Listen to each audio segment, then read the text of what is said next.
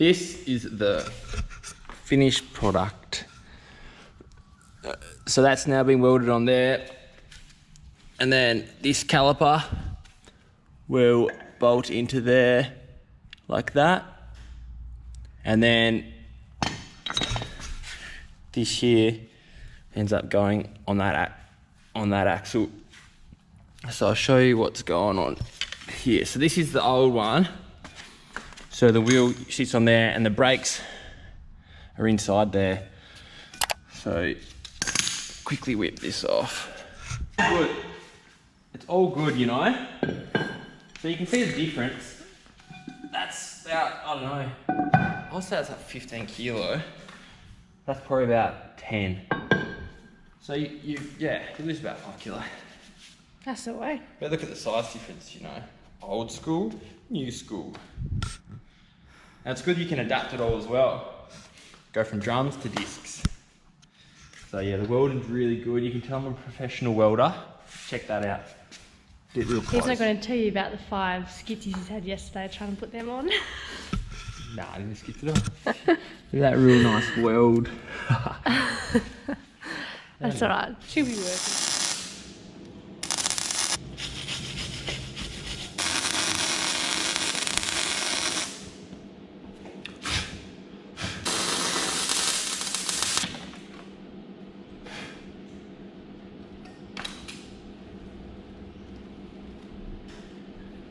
Quick update.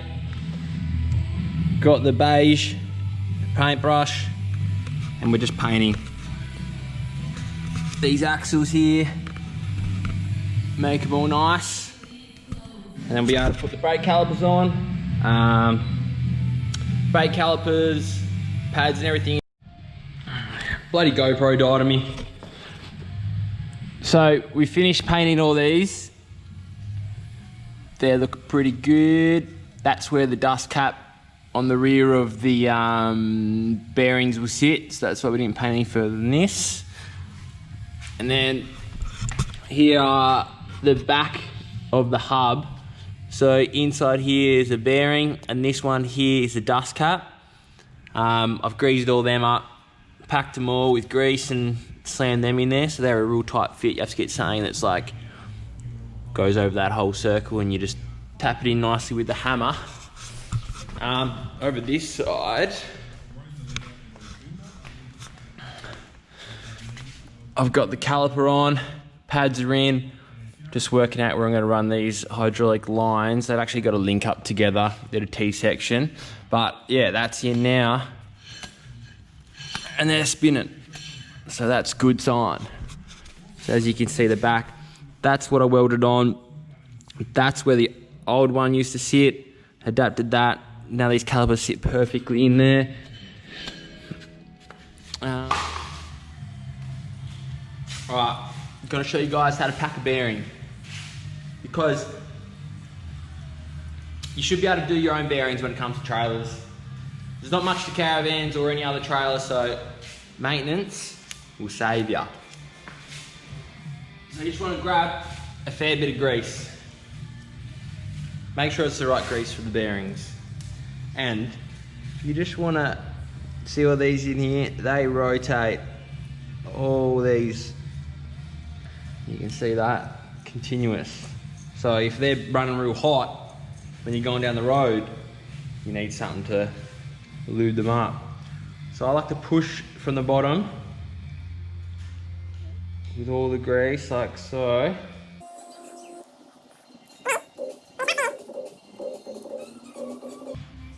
The grease coming up through there, a little gap in there, that's when you know you're packing them.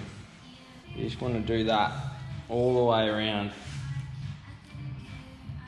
Wear gloves. Because yeah, the aim is to get in all these little notches everywhere. Now once that's done, you get your cameraman to come over. Just on smoke over for the 5th time today. And previous to this, if you look down in here, I greased up all the axle, all in there. And then this bearing, And like I said before, there's a bearing on the back as well. This bearing goes on there. You just move this until it's in there. Now, that will sit snug in there. And you grab these. Oh, don't drop it in the dirt. Give that a wash off. This washer will cut the face. And this is your nut. Goes over the end of the axle. You twist that on. Right. Tidy tidy, lefty loosey. And with these, I don't have my shifter, but you just don't want any play back this way. These don't have to be super tight, because if you crank these up super tight, that won't move. Oh, what is this? Oh dear. Oh no. Oh dear. And that's it. It's all packed up. Good stuff. Air high five. Air fist pump. Face slash. No. Why not? Now all the wheels are back on. All four. We've greased up everything, put all the bolts back on. We've got to run some pins. I'll grab them now. This pin, that one's not there, this pin here. So they will go through like that, and then I'll spread, I'll spread the ends outways so that this nut can't turn any which way. They're all back on. Brakes are in behind there. Next job's going to be running this brake line, joining these up, running them all the way through to the Alco RQ7. That thing. Put this in there yesterday, it's actually going to sit on that. So that's the next step, making sure we can do that. And then these dust caps will sit over that, and that will be done. And that's the drum brake to disc brake conversion. It's been good, but I'm looking forward to finishing it, that's for sure. Last couple of bits, and we're done. So once you get these pins in, all you do then, if I can grab that, should be greasy, is just separate the ends.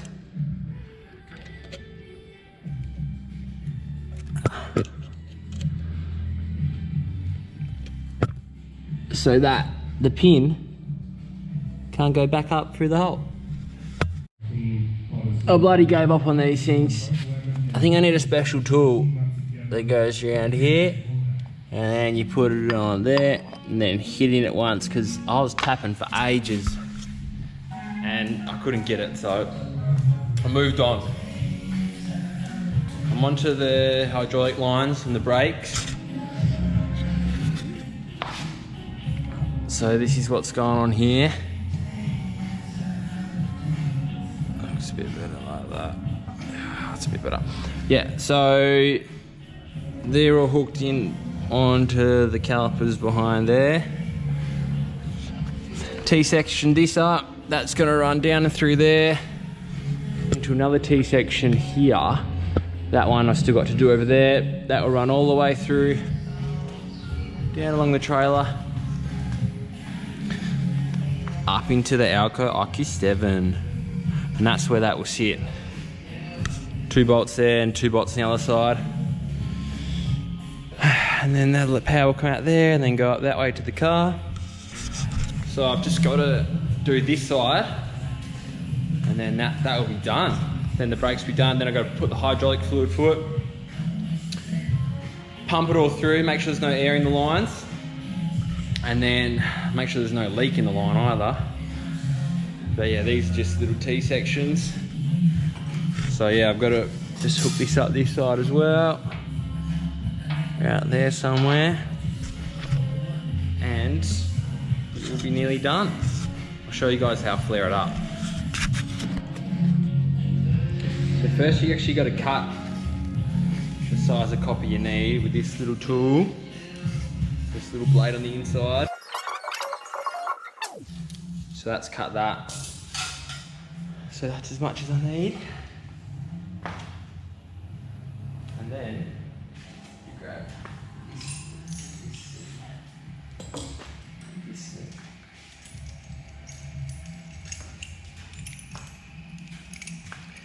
And you can feed this up in here,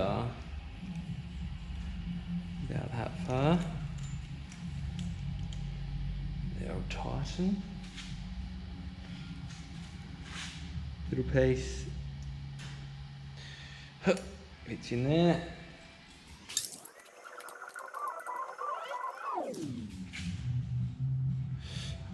You tighten it. One out, and take that out. Put that back in there. And then that's flat. That end, and that end. That end. And that is how it goes all the way around. Flared. Right, so I've just flared these two sides up, and I'll show you guys what goes on here. So you can see the end of that. How it's all flared out, and that caps over there like this. And then in there, I don't know if you'll be able to see, but you can see that little nipple.